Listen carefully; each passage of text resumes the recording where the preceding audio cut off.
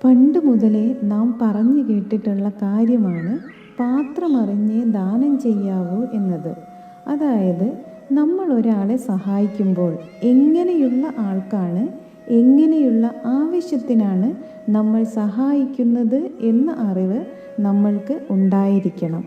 ഉദാഹരണത്തിന്, ആരോഗ്യം നഷ്ടമായി ജോലി ചെയ്യാൻ ശേഷിയില്ലാത്തവർ, അംഗവൈകല്യം ബാധിച്ചവർ, മാതാപിതാക്കൾ ഉപേക്ഷിച്ച നിസ്സഹായരായ കുട്ടികൾ, അസുഖത്തിന് ചികിത്സിക്കാൻ പണമില്ലാതെ വിഷമിക്കുന്നവർ, വീട്ടുകാർ നോക്കാനില്ലാതെ പണമില്ലാതെ വിഷമിക്കുന്ന പ്രായമായവർ, ഇത്തരം ബുദ്ധിമുട്ടുകളിലൂടെ കടന്നു പോകുന്നവരെ തിരിച്ചൊന്നും പ്രതീക്ഷിക്കാതെ തന്നെ സഹായിക്കണം.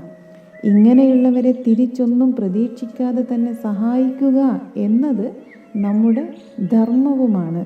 ഇതുകൂടാതെ അർഹിക്കുന്ന വ്യക്തികൾക്ക് സേവനമെത്തിക്കും എന്നുറപ്പുള്ള സന്നദ്ധ സംഘടനകൾക്കും ആശ്രമങ്ങൾക്കുമൊക്കെ നമുക്ക് പണം നൽകാം. എന്നാൽ എന്തെങ്കിലും ജോലി ചെയ്യാനുള്ള ആരോഗ്യമുള്ളവരെ സഹായിക്കാൻ പോകുമ്പോൾ നമ്മൾ കൂടുതൽ ശ്രദ്ധിക്കേണ്ടതുണ്ട്. നമ്മൾ അവർക്ക് കൊടുക്കുന്ന ദാനം അവരെ മടിയന്മാരാക്കാൻ കാരണമാവരുത്. ഒന്നും ചെയ്യാതെ തന്നെ പണം അധികമായി കിട്ടുന്നത് അവരെ മോശം മാർഗങ്ങളിൽ കൂടി സഞ്ചരിച്ച് കഞ്ചാവിനും മദ്യത്തിനുമൊക്കെ അടിമയാവാൻ കാരണമായേക്കാം. അങ്ങനെയുണ്ടായാൽ അതിൻ്റെ എല്ലാം പാപം നമുക്കാണ് വരുന്നത്. കാരണം നമ്മൾ പണം നൽകിയില്ലായിരുന്നെങ്കിൽ അവർക്ക് തെറ്റുകൾ ചെയ്യാൻ കഴിയുകയില്ലായിരുന്നല്ലോ.